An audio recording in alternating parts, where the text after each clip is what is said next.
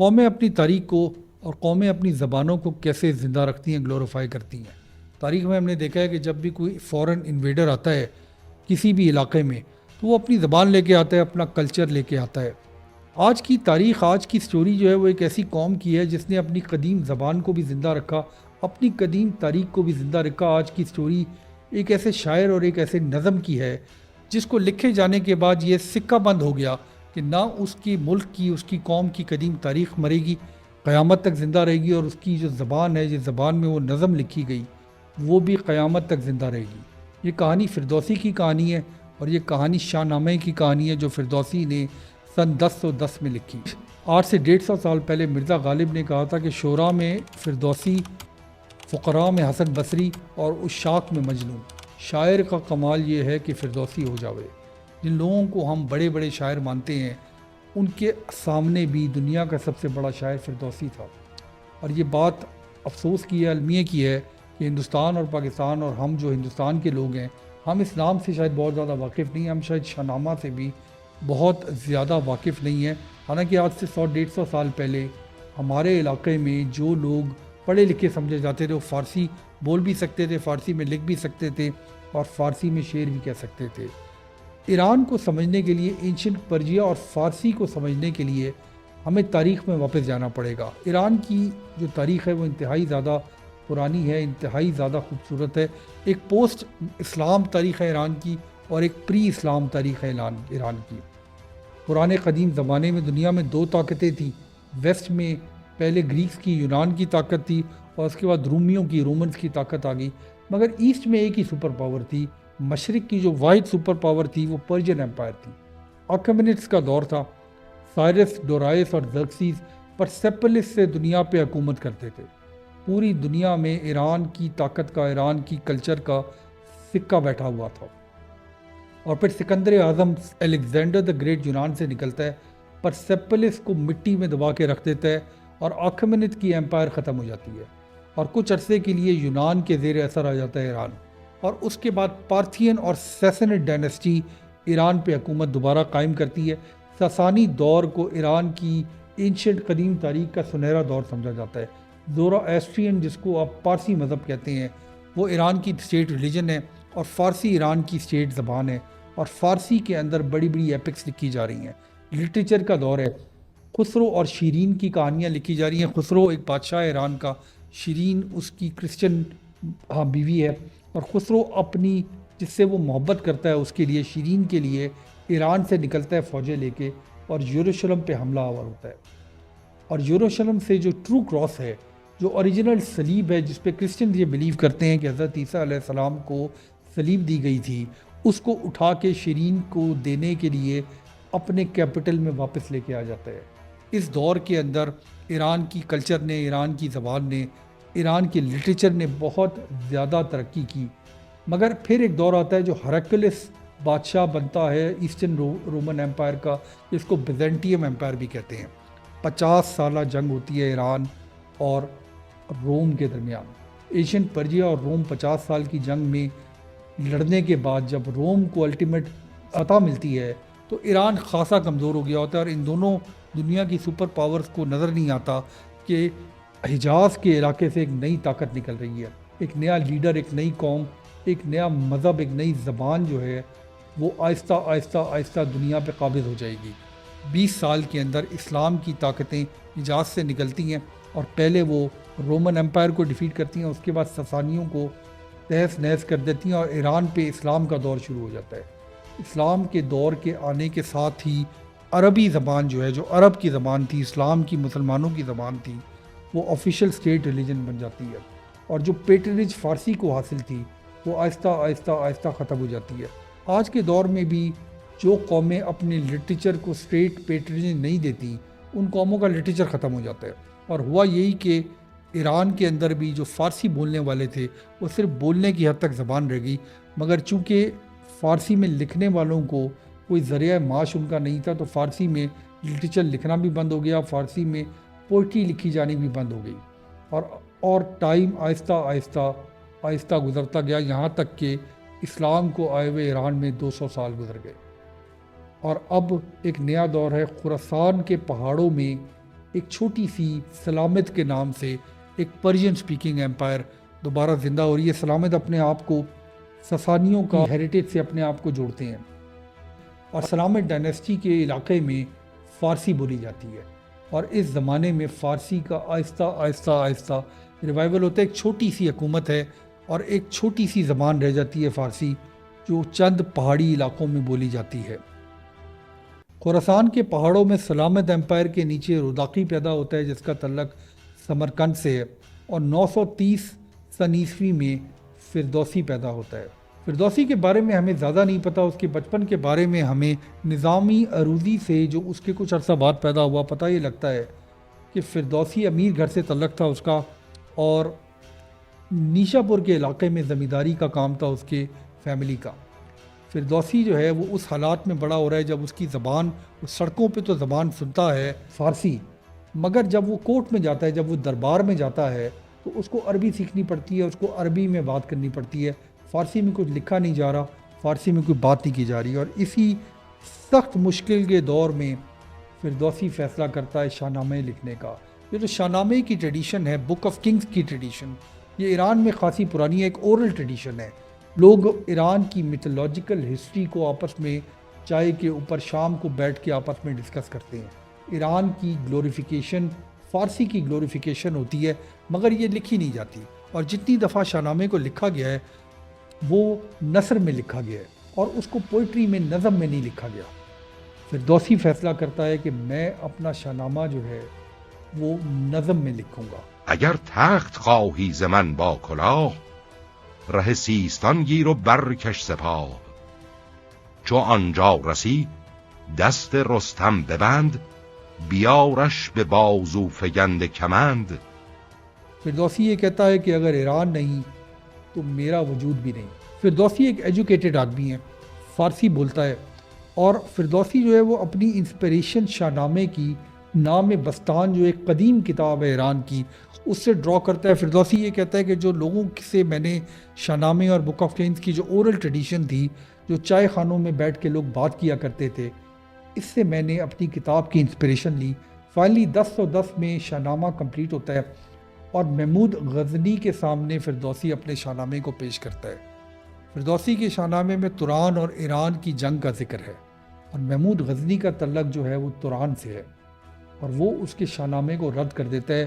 فردوسی کا خیال ہے کہ اس کو دربار کی روایت کے حساب سے سونے کے سکے دیے جائیں گے، مگر اس کو محمود غزنی چاندی کے سکے دیتا ہے۔ یہ ہیومیلیشن لے کے فردوسی اپنی کتاب بغل میں دبائے اپنے گھر واپس چلا جاتا ہے۔ اس کتاب میں لکھا کیا ہوا ہے، اس کتاب کو آج ایران کی نیشنل بک کیوں سمجھا جاتا ہے؟ فردوسی کا شاہ نامہ امپورٹنٹ کیوں ہے، اور یہ پوئٹری میں لکھا جانا امپورٹنٹ کیوں ہے؟ دیکھیے، اگر آپ نثر پڑھتے ہیں تو آپ کو پڑھا لکھا ہونا بہت زیادہ ضروری ہے، مگر نظم میں لکھنے کا فائدہ یہ ہوتا ہے کہ لوگ اس کو یاد کر سکتے ہیں، اور فردوسی کے شاہ نامے سے ایران کے لوگوں نے جو فارسی بولا کرتے تھے اس نظم کو یاد کیا، اس کو گلی کوچوں میں پڑھنا شروع کیا، اور آہستہ آہستہ آہستہ اس کی جو زبان کی خوبصورتی ہے وہ لوگوں کے دماغوں پہ نقش ہو گئی۔ فردوسی کے شاہ نامے میں نے یہ بات سیمنٹ کر دی کہ یہ زبان جو ہے یہ رہتی دنیا تک زندہ رہے گی۔ فردوسی لکھتا ہے کہ میں نے ایک بلند و بالا محل کریٹ کیا ہے، میں نے ایک بلند و بالا محل بنایا ہے جس کو نہ ہوا تباہ کر سکتی ہے، نہ طوفان تباہ کر سکتا ہے، نہ بارش تباہ کر سکتی ہے۔ یہ ایک بریلینٹ میگنیفیسنٹ پوئٹری کی کتاب ہے جس کی وجہ سے ایک پوری قوم کا ریوائول ہوا۔ اس شاہ نامے میں فردوسی ایران کی قدیم تاریخ کا ذکر کرتا ہے۔ اس شاہ نامے میں فردوسی ایران کی میتھولوجیکل زورواسٹرین تاریخ کا ذکر کرتا ہے۔ یہاں سے وہ شروع کرتا ہے، جو یشت ہیں زورواسٹرین ریلیجن کی سیکرڈ کتابیں، ان سے فردوسی انسپریشن لیتا ہے۔ فردوسی اپنی شاہ نامے میں آکمنٹ بادشاہوں کا ذکر نہیں کرتا۔ فردوسی ڈرائس کو، زرکسیس کو اور سائرس کو، ایران کے بادشاہوں کو تاریخ سے دور کر دیتا ہے۔ فردوسی کے شاہ نامے میں ہمیں اینشنٹ ایران کی، اینشنٹ پرجیا کی اوسطن تاریخ ملتی ہے۔ فردوسی سکندر کے بارے میں بات کرتا ہے، کیونکہ سکندر کے جو نقش ہیں وہ ایران کے ذہن میں، ایران کے لوگوں کے ذہن میں زندہ ہیں آج بھی۔ مگر فردوسی کے شاہ نامے کا جو سکندر ہے، جو فردوسی کے شاہ نامے کا سکندر اعظم ہے، وہ آدھا ایرانی ہے۔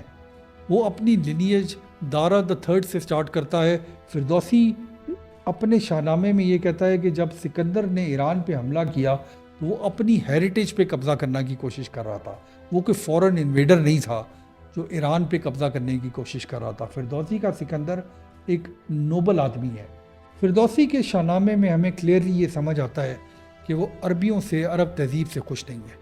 فردوسی یہ کہتا ہے کہ عرب لوگوں نے میری قوم کو تباہ کر دیا، میرے ملک کو تباہ کر دیا، میری تہذیب اور میری زبان کو تباہ کر دیا۔ فردوسی کے شاہنامے میں ہمیں زاغ کا ذکر ملتا ہے۔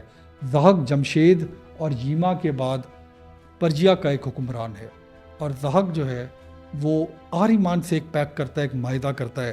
آہریمان زورواسٹرین پارسی ٹریڈیشن میں اسپرٹ آف ایول کو کہتے ہیں، یعنی شیطان کو کہتے ہیں، اور اس پیکٹ کو کرنے کے نتیجے میں زاغ جو ہے وہ ایک سیاہ دور لے کر آتا ہے پرجیا کی ہسٹری میں۔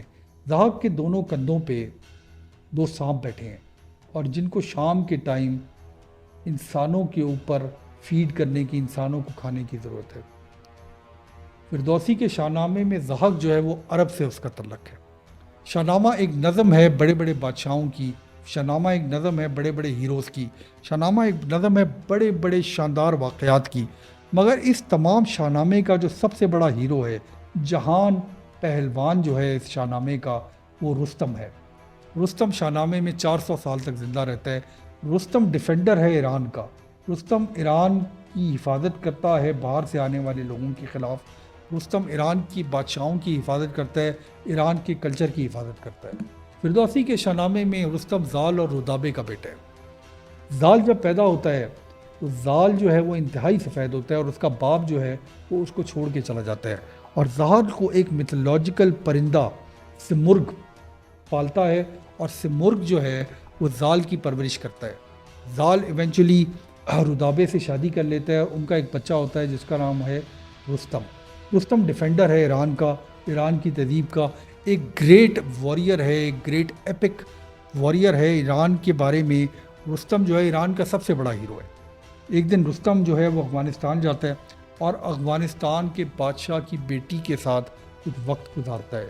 وہاں سے نکلتے وقت وہ بادشاہ کی بیٹی کو یہ کہتا ہے کہ اگر تمہارے یہاں بیٹا پیدا ہوا تو ایک تعویذ تمہیں دے کے جا رہا ہوں، اس بیٹے کے ہاتھ پہ باندھ دینا، اور اگر بیٹی پیدا ہوئی تو اس کے بالوں پہ باندھ دینا۔ یہ کہہ کے رستم جو ہے وہ افغانستان سے چلا جاتا ہے، ایران واپس چلا جاتا ہے، اور کچھ عرصے کے بعد افغانستان کے بادشاہ کی بیٹی کے یہاں ایک پیدائش ہوتی ہے، اور وہ لڑکے کی پیدائش ہوتی ہے، اس لڑکے کا نام سوراب رکھا جاتا ہے۔ شاہنامے کی یہ کہانی رستم اور سراب کی کہانی یونیورسل کہانی ہے۔ اس کہانی سے ہر قوم، ہر قسم کے لوگ آئیڈینٹیفائی کر سکتے ہیں۔ سوراب آہستہ آہستہ بڑا ہوتا ہے، رستم سے اس کی کبھی ملاقات نہیں ہوئی ہوتی، اور سوراب اپنے باپ کو ڈھونڈنے کے لیے افغانستان کی سرزمین سے خراسان آتا ہے اور ایران کے علاقے میں آتا ہے، اور وہ جہاں بھی جس شخص سے بھی رستم کے بارے میں پوچھتا ہے تو نہ اس کو ترانی رستم کا پتہ بتاتے ہیں، نہ اس کو ایرانی رستم کا پتہ بتاتے ہیں، اور ایک عظیم الشان جنگ ہوتی ہے، اور اس جنگ میں رستم ایک سائڈ پہ ہے اور سوراب ایک سائڈ پہ ہے۔ باپ بیٹا دونوں آمنے سامنے ہیں۔ بیٹے کو یہ نہیں پتا کہ یہ میرا باپ ہے، باپ کو یہ نہیں پتا کہ یہ میرا بیٹا ہے۔ رستم ضرب لگاتا ہے، وار کرتا ہے سوراب پہ، اور سوراب زمین پہ گر جاتا ہے۔ سوراب کی آخری سانسیں چل رہی ہیں، اور سوراب رستم کو کہتا ہے کہ تمہیں یہ نہیں پتا کہ میں کس کا بیٹا ہوں۔ میرے باپ کو جب پتہ لگے گا کہ مجھے تم نے مارا ہے تو وہ تمہیں تہس نہس کر کے رکھ دے گا۔ رستم سوراب سے یہ پوچھتا ہے کہ تم کس کے بیٹے ہو؟ سوراب اس کو جواب دیتا ہے کہ میں رستم کا بیٹا ہوں۔ اس کی قمیض کو چاک کرتا ہے رستم، اور وہ تعویذ اس کے ہاتھ پہ بندھا ہوا ہوتا ہے۔ رستم نے اپنے ہی ہاتھوں سے اپنے بیٹے کا قتل کر دیا ہے۔ ایک خوبصورت کہانی، ایک شاندار کہانی، ایک دردناک کہانی۔ ہمیں تاریخ سے یہ پتہ چلتا ہے کہ فردوسی کا بھی ایک بیٹا تھا، اور جس طرح رستم نے اپنے بیٹے کو مار دیا، فردوسی کا بیٹا بھی مر گیا تھا، اور فردوسی اس تکلیف کو سمجھتا ہے، اور وہ شاید اپنے شاہنامے میں جو باقی پڑھنے والے لوگ ہیں ان کو بھی اس تکلیف کو سمجھانا چاہتا ہے۔ جس طرح رستم سوراب کی کہانی ہے، اس طرح فردوسی کی بھی اپنی ایک کہانی ہے۔ شاہنامے کا اختتام رستم کی موت سے ہوتا ہے۔ رستم کو اس کا سوتیلا بھائی شقد اب ایک جگہ بلاتا ہے۔ رستم اپنے گھوڑے رکش پہ سوار ہے۔ رکش کا ذکر جو ہے وہ آپ کو شاہنامے میں جگہ جگہ ملے گا۔ یہ رستم کا ساتھی ہے، رستم کا دوست ہے، رستم کی حفاظت کرتا ہے، رکش شخص کے پاس جانے کے لیے منع کرتا ہے رستم کو، مگر رستم کا چونکہ وہ سوتیلا بھائی ہے تو رستم وہاں جاتا ہے، شخص اس کو پھنساتا ہے اور ایونچولی رستم کا قتل ہو جاتا ہے۔ رستم کے مرتے ہی شاہ نامہ بھی ختم ہو جاتا ہے۔ رستم کے ختم ہونے کے ساتھ ساتھ شاہ نامے کی کہانی بھی ختم ہو جاتی ہے۔ سلطان محمود غزنی کچھ عرصے بعد اپنے محل میں بیٹھا ہوتا ہے تو اس کو کچھ شعروں کی آواز اس کے کان میں پڑتی ہے۔ ایک اس کا درباری جو ہے وہ شاہ نامہ پڑھ رہا ہوتا ہے۔ محمود غزنی اس سے پوچھتا ہے کہ یہ کہاں سے تم پڑھے ہو؟ وہ یہ بتاتا ہے کہ یہ فردوسی کا شاہ نامہ ہے۔ تو محمود کو اپنی غلطی کا احساس ہوتا ہے، وہ 50,000 سونے کے سکے کسی قاصد کو بھیج دیتا ہے اور اس کو کہتا ہے کہ فردوسی کو میرے پاس لے کے آؤ۔ جب وہ قاصد فردوسی کے گھر پہنچتا ہے تو اس کو پتہ لگتا ہے کہ چند دن پہلے فردوسی کی موت واقع ہو گئی۔ جب فردوسی اس دنیا سے گیا تو شاید وہ یہ سوچ کے گیا کہ وہ ایک فیلئر ہے اور اس کی نظم جو ہے وہ دنیا میں نہیں پڑھنی۔ اس کو اس بات کا اندازہ شاید نہیں تھا کہ اس کی ایک نظم سے ایک قوم اور ایک زبان جو ہے وہ آگے چل کے کیسے ریوائیو ہوگی۔ اس کو اپنے شاہکار کی کامیابی کا نہیں پتا اور وہ ایک نا امیدی کی موت مرتا ہے۔ فردوسی کی موت تبرستان کے علاقے میں ہوتی ہے۔ فردوسی کے شاہ نامے کو لکھنے کے بعد یہ بات سکہ بند ہو گئی کہ پرشین زبان یعنی فارسی زبان ایٹرنیٹی تک، جب تک قیامت نہیں آتی، اس کو سیلیبریٹ کیا جائے گا، اس کو پڑھا جائے گا، اس میں بات کی جائے گی۔ ایک نئی ٹریڈیشن جو ہے فردوسی کے شاہ نامے کے بعد فارسی زبان میں آئی، جو لٹریری ٹریڈیشن تھی، جو پوئٹری کی ٹریڈیشن تھی۔ 14ویں صدی کے آس پاس، 14 سینچری کے آس پاس فردوسی کے شاہ نامے کو السٹریٹ کرنا شروع کر دیا گیا۔ ایسی کتابیں جس میں یہ جو کہانیاں ہیں، رستم اور سراب کی کہانیاں، رکش کی کہانیاں، یہ تمام کہانیوں کی تصویری شکل میں بھی اس کتاب میں بھی۔ آج اگر آپ شاہ نامہ کو کہیں سے لینے جائیں تو آپ کو ایک خوبصورت السٹریٹڈ کتاب ملتی ہے جس میں جہاں جہاں فردوسی جو ہے وہ اپنی کہانی کو سنا رہا ہے، اس کے ساتھ ساتھ آپ اس کی پکچر جو ہے ڈپکشن اس کی سائٹ پہ دیکھ سکتے ہیں۔ اکھنیٹس آف تبریز سے لے کے کجر ڈائنیسٹی تک اس کتاب کو سیلیبریٹ کیا گیا۔ اس کتاب کو اینشنٹ پرشین کے ریوائیول کی سب سے بڑی وجہ قرار دیا جاتا ہے۔ فردوسی کے شاہ نامے کو لکھے گئے تقریباً 1000 سال پورے ہو گئے ہیں۔ فردوسی کو دنیا سے گئے ہوئے بھی تقریباً 1000 سال ہو گئے ہیں، اور یہ کتاب، یہ شاہ نامہ جو ہے وہ آج بھی دنیا میں زندہ ایران کے لوگوں کی سوچ کا حصہ ہے۔ یہ شاہ نامہ لوگوں نے اپنے دلوں میں رکھ کے، جب منگول انویژن ہوئی خراسان کی تو یہ ہندوستان لے کر آئے، دلی سلطنت پہ لے کر آئے، اور آہستہ آہستہ آہستہ ہندوستان میں پرشین انفلوئنس آتا گیا۔ دلی سلطنت کے بعد مغلوں کے زمانے میں یہ پرشین جو ہے فارسی ڈپلومیسی کی زبان تھی، حکومت کی زبان تھی، اور غالب کا ٹائم آتے آتے آتے جو شخص ہندوستان میں پڑھا لکھا ہوتا تھا وہ فارسی بولا کرتا تھا، فارسی میں لکھ سکتا تھا۔ یہاں تک کہ بہت سے انگریز جو شروع میں آئے ہندوستان میں، انہوں نے پہلے ہندوستان کی تمام زبانوں میں سے فارسی سیکھنا شروع کی، مگر 1830 کے بعد ہم نے یہ دیکھا کہ انگلش جو ہے انگریزی زبان وہ ہم پہ مسلط کر دی گئی، اور جس طرح سنسکرت کی جگہ فارسی نے لے لی تھی، اسی طرح فارسی کی جگہ انگریزی نے لے لی۔ ایران میں مختلف ادوار کے اندر اس کتاب کو نیشنل کتاب ڈکلیئر کیا گیا۔ ایران میں جب کچھ عرصہ پہلے 1970s میں اسلامک ریولوشن آیا تو کچھ عرصہ فردوسی کے شاہ نامے کو بین کر دیا گیا، کیونکہ اس میں ایران کی قدیم زورواسٹرین تاریخ کو گلوریفائی کیا گیا تھا۔ مگر ایران کے لوگ جو ہیں، یہ کتاب ان کے دلوں کے اندر ہے، اور اتنا زیادہ پبلک پریشر تھا حکومت کے اوپر کہ ایونچولی اسلامک حکومت جو ہے ایران کی، انہوں نے اس کتاب کو national book of Iran declare کیا، اور اب آج بھی فردوسی کی سالگرہ ہر سال ایران میں منائی جاتی ہے۔ دیکھیے، یہ ایک شاعر کی کہانی ہے، ایک کتاب کی کہانی ہے، ایک نظم کی کہانی ہے، مگر یہ ایک قوم کے ریوائیول کی، ایک زبان کے ریوائیول کی کہانی ہے، ایک زبان اور ایک قوم کی تاریخ کی گلوریفیکیشن کی کہانی ہے کہ قومیں کس طرح اپنی زبان کو زندہ رکھتی ہیں، اپنی قدیم تہذیب پہ فخر کرتی ہیں۔ ایران کی قوم جو زورواسٹرین تھی، پھر مسلمان ہوئی، اور اس کے بعد آج کے نئے دور کے اندر بھی وہ اپنی تاریخ کو پڑھتے ہیں، سمجھتے ہیں، اس پہ فخر کرتے ہیں۔ وہ آج اس طرح نہیں سوچتے، مگر ان کی زبان کی جو خوبصورتی ہے وہ شاہ نامے کے اندر قلم بند ہے، جو پنکل ہے فارسی زبان کا۔ اگر کسی نے وہ پڑھنا ہو، کسی نے دیکھنا ہو، مجھے یہ بہت خواہش تھی کہ میں کوشش کروں کہ فارسی کے اندر جو کوپلیٹس ہیں شاہ نامے کے وہ پڑھوں، مگر میں شاید اس وجہ سے رک گیا کہ میں بے حرمتی شاہ نامے کی نہیں کرنا چاہتا. ہمیں اس بات کو سمجھنے کی ضرورت ہے کہ جو قومیں ہوتی ہیں ان کا مذہب کچھ بھی ہو، مگر یہ جو زبان ہوتی ہے یہ پہچان ہوتی ہے لوگوں کی، یہ ایتھنیسٹی کی پہچان ہوتی ہے، یہ آپ کے علاقے کی، آپ کی مٹی کی پہچان ہوتی ہے. جو اپنی مٹی کی پہچان سے جڑ کے رہتا ہے وہ قومیں کبھی ختم نہیں ہوتی، وہ زبانیں، وہ تہذیبیں، وہ تاریخیں کبھی ختم نہیں ہوتی. بہت شکریہ.